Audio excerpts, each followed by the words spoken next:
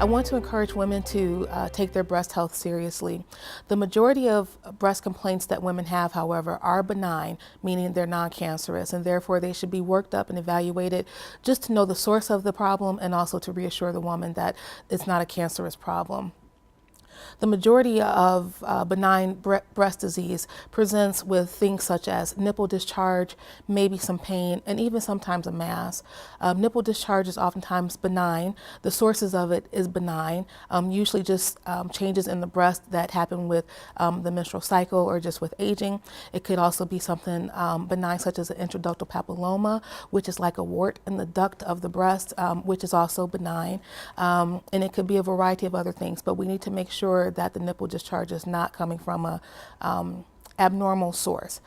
Sometimes people can have breast pain. A lot of times that's associated with something called fibrocystic breast disease, which really is just the result of the breast being the breast. Oftentimes they increase in size and go down in size, and that's just because of the changes in the actual breast structures. The result can sometimes be pain. This is also oftentimes found to occur with changes in the menstrual cycle. The pain can be in both breasts, and this pain oftentimes goes away when the menstrual cycle is ceasing.